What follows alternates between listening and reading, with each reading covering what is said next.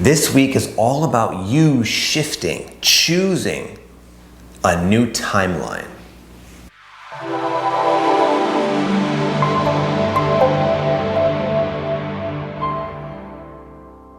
Hey, what's going on, my friends, and welcome to my YouTube channel. My name is Victor, and this is going to be a weekly energy update for the week of April 18th through the 24th.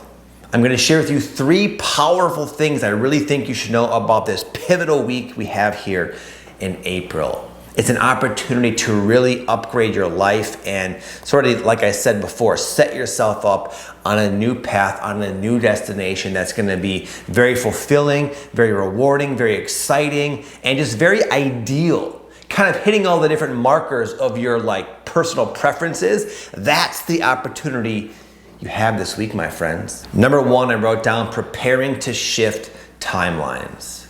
Now, what I mean by that can have a lot of very, in my opinion, rigid, sort of airy-fairy, esoteric connotations. What I mean by that is kind of what I said earlier. If you might have noticed, this past full moon has kicked up a lot of energy. It was very activating, and over the past couple of months, a lot of us have gone through quite a lot of really profound revelations and healing and just self-discovery that at this point we find ourselves maybe a little bit tired from the full moon activation, but with kind of a new sense of self, kind of a new way of looking at life, a new level of alignment with our potential. And now we find ourselves where do we go from here? But you might already be thinking about that. You might already be thinking about where you go from here. And sometimes in life we have a few different roads we can take, more different options to consider. And you might also have the sense that whatever you choose is going to be kind of solid. It's going to really create a lot of momentum in a particular direction. And sometimes we don't really know which move to make. And that's kind of what I mean by timeline shifting. It's like you're presented with choices that are going to have kind of a lasting and important effect on the rest of your life. And it's not something to take lightly. Now, here's the good news, my friend. What we are feeling now is very different than how you may have felt priorly in life when it came to making an important choice. In the past, for a lot of the spiritual journey anyway, there can feel like a right choice and a wrong choice.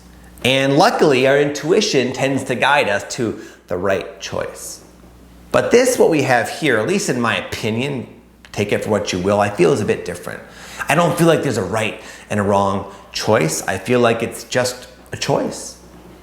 And whatever you're considering, it's all probably good, but different. So this week you might find yourself really thinking about where do you want to take your life? Where do you want to go? And what I've learned is that you can only get so much information thinking, contemplating, journaling, and meditating. And the fastest way to get real, raw, clarity, where you know what to do, is to sort of make a choice. When you make a choice, that's when the universe starts giving you a lot of synchronicity and feedback. And oftentimes the information that comes in, and also the personal healing experiences associated with that choice, it can give you kind of a different perspective than you had before. And then regardless, it can make where you're going in life a lot more clear. I'll give an example. I'm sounding a little bit too confusing. It's early for me, pardon. My friend Aaron Dowdy, for the longest time, and some of you even know who have been watching him, he's wanted to do live events. He's talked about it, he's fantasized about it. It was always some kind of future thing, but he didn't really ever know what will he do at these events? What are they going to do? How there's a lot that goes into something like that. So I think because of the magnitude of the project, it was just always some future thing. Well, a few months ago, Aaron got to the point where he said, you know what? I still don't really know how these events are going to go, but I know it's time to do one. So he booked a venue, and he set the date, and he promoted it to his audience. And from that decision point to where he's at now maybe only a couple of weeks from the event, it's been fascinating to witness all the different lessons Aaron has learned, all the different personal growth breakthroughs, because when you make a bold step in the direction of your future self, it really can provoke a lot of shadow work. Also, just the different ideas and the different perspectives that Aaron has entertained. And now, what his event is looking at now, compared to when he began, it's like, it's unrecognizable. It's like night and day. But he started getting that acceleration of clarity and alignment when he just made the choice.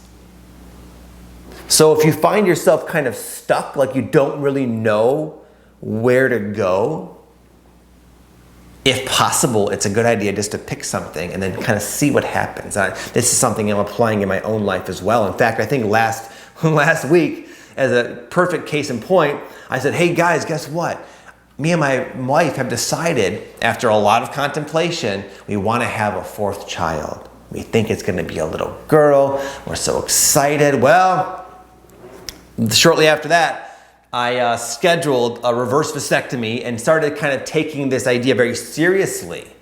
And as I started to actually move in this direction, which of course, a good example of having a big life-changing and long-lasting impact, having a child, as I started to move towards that in a serious way, not just thinking about it, but moving towards it, me and my wife both started getting a lot of different information, a lot of different reflections to make us really think differently about it. One of the things, as an example, that's happened is we went out to dinner with some friends. And this dinner was almost like a spiritual experience for me. It was like a remembering of how amazing it is to have friends, right? And it made me realize, like, man, maybe this is kind of what I was trying to achieve by having a baby, this thing that's already there, these people in my life, they're my friends, and I somehow was able to feel a greater feeling of like reward and fulfillment just being around them. Parallel to that, whether it's been the full moon energy or whatever, my 3 kids have been just a lot. Me and my wife have been feeling very tired just managing our home with 3 children who all must have taken it upon themselves to discuss that they're going to rebel and sort of like question our authority all at once. And it's been a very sort of tiresome sort of family dynamic last week. Anyway, all these things are kind of happening and making us think like, man, would adding a new baby really be the best move, even though it felt amazing just last week? That's kind of what I mean by, my friend, about making a choice. Where do you want to go? Sometimes just almost like pretending to make a choice will give you, again, the clarity and the synchronicity to help you make the best choice. And it's all just options, my friends, okay? Number 2, I wrote down alone time. You may have felt, as I mentioned before, that there's a lot of energy has been kicked up in our system. And it can make us feel kind of like ungrounded and sort of distracted. You know, maybe you're not sleeping well. Maybe you just feel kind of like out of your predictable rhythm of your flow, you know, where everything's kind of dialed in. You might feel kind of like out of sync with that. And oftentimes the tendency there is to be like busy and distracted. But what I'm telling you is it's a great week to really give yourself some quiet time. Give yourself some alone time. And it's kind of like a snow globe. This last full moon shook up our snow globe with all the different things, all our unconsciousness. It's just sort of like stirring, right? And if you take time, you can allow all that to settle. And you can find clarity, you can find balance, and you can find peace. But sometimes we need alone time the most when we feel like it's the hardest, like it's not easy to get. It's not easy to carve out that alone time. Again, you might find yourself knowing you need some rest, knowing you need to kind of pull back from the day-to-day hustle of your life, and yet you might feel compelled not to do that. It reminds me of like, if I scroll too much on social media, even though I can feel my body, I need to turn the phone off and chuck it and get rid of it. Because of that agitation, I find myself doing it more sometimes, even though I know I shouldn't. That's kind of like the best way I think I can describe the energy right now. And I've learned that surface level compulsion to stay busy and distracted oftentimes it's a distraction from what could very easily be a massive release in energy, a massive release of anxiety and trauma, a massive spiritual breakthrough. A lot of times it literally is a simple matter of just choosing to be. And what comes to mind is my good friend Rebecca. She went recently to this silent meditation retreat in Costa Rica. She said on one of the last nights, she had this like feeling come over her, this like anxiety, this sort of just uncomfortable feeling that she knows she's felt many, many times before. And she said normally what she would do is she kind of realized that she would go on her phone and she would like send a text to a friend or something to distract her. But she said because it was like a silent meditation retreat, there was nowhere to go, nothing to do. She had no choice but to just sit there. And she said once she sort of surrendered to it, it was a huge like catharsis, a huge healing, a huge releasing of pent up energy. And that's also a huge opportunity this week, my friends, is to let go of a lot of energy without having to do a lot. It's like what you've done up to this point has sort of set the stage and sort of the energy's been kicked up. And if you can refrain from letting yourself just be distracted from it and just let it run its course, you might be surprised at how much baggage you can let go of this week without really having to do any formal shadow work. And number 3 is going to seem kind of out of left field in this context, but I wrote down soul family reunion. Now this can sound very far-fetched to a lot of you lonely seekers out there. And if you would have said something like this to me, 5 or 6 years ago, I would have felt the same way. Because it is kind of lonely for a time on the spiritual journey, as you may have already realized. And I think there's good reason for that. Because a lot of times we go through life, prior to a spiritual awakening, not really at all in touch with who we are. And there can be a lot of a process of unlearning, deprogramming, undoing our conditioning to really uncover who it is we actually are on the inside, at the core. Who is me? Who are you? And you may have been spending a long time figuring that out.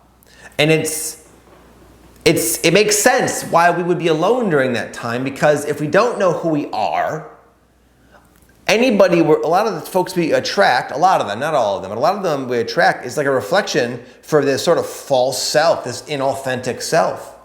So we create this alone time where we feel like nobody understands us, nobody gets us, and for whatever reason we recluse a little bit to find ourselves. Well, after a period, you find yourself enough, and even though life has been a certain way for a long time, maybe, for me it was many, many years feeling quite alone, all of a sudden, you do enough of the inner work, you get enough of a semblance of awareness of who you are, you can't help but start putting that frequency, the authentic you frequency out there, and as we know, the universe starts to reflect that. Eventually in real people, And sometimes these people have always been in your life. And all of a sudden you just start to realize, you start to discover, remember your soul connection to these people. And I'm telling you, and I say it all the time, that out of all the beautiful benefits of putting so much energy into your self-development and spiritual growth and just sort of going through a spiritual awakening, there's so many benefits we can gain from that. But the best one, hands down, without question, is the relationships and the people that eventually come into your life. What comes to mind might seem unrelated, but it's not. There's this, I believe, a city in Italy where, I forgot which health marker, maybe it's like lifespan or something like that, is the best in the entire world. And scientists are so intrigued by this city, they wonder why. Why are these people living so long, or why is there such a lack of heart disease, something like that.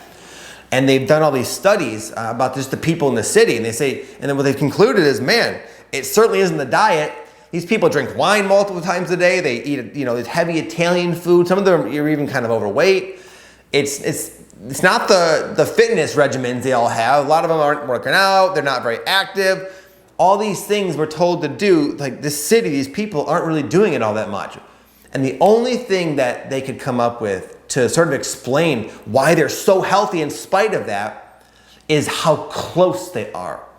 How close they are. They have these family dinners, these social gatherings. There's a lot of love. There's a lot of camaraderie. The community is so tight, so connected, that alone trumps all these other variables. And that's what I'm telling you, my friend. Like that, when I first woke up, I really wanted to open my third eye. And then I wanted to meet my spirit guides. And then I went for a time where I felt like I was this alien that didn't belong here. I just wanted to go home. I wanted to be out of this dark, crazy-ass world. And then I wanted to find my purpose. And I did. And all these things. And eventually, what happened, something I wasn't even really looking for, is all of a sudden I just started finding, because I changed and just started making new choices, new folks, new people just started stumbling into my life in random ways. And all of a sudden I found myself a few years later with this big group of people, some just really dear friends, and just a good amount of people that are now in my life, that I just have this awareness that these were like my family members in many, many, many, many lifetimes. And now we're all finding each other in the most unusual ways. People from all over the country, all over the world. It's like we somehow, through our own process that we all are doing of just following our making intuitive choices in life, following the steps in life that resonate. We've all just led ourselves to this same, scene of life that we all get to have a role in. And it's amazing that it really is the most fulfilling thing I've ever experienced as a human being, is really connecting to my soul family without sounding too esoteric. That's the best way I could describe it, quite honestly. And I'm telling you, this is a week for that. And if you felt lonely a long time, just from one sort of lonely introvert to the other, be open. Stay open. Stay open.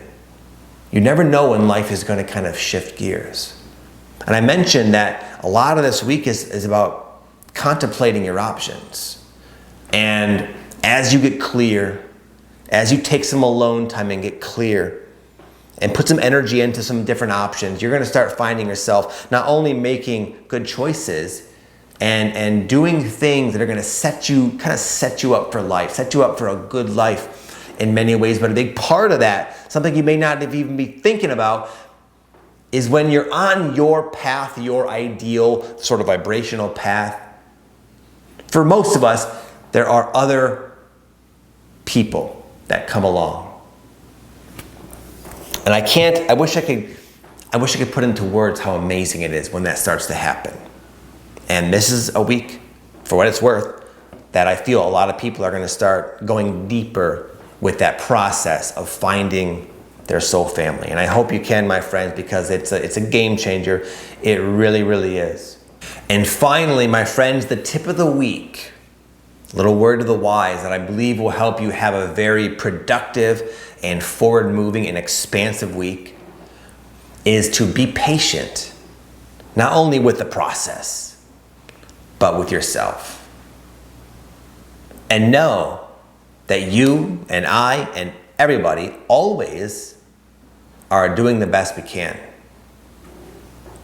I'll give an example real quick. Yesterday, I found myself acting out like an old pattern. I have this thing, this sort of issue I've been working with for many years that I have yet to get to the root of. It's a feeling of guilt. It's a feeling of doing something wrong unknowingly. Almost like I'm always waiting to be scolded for something I didn't know I did.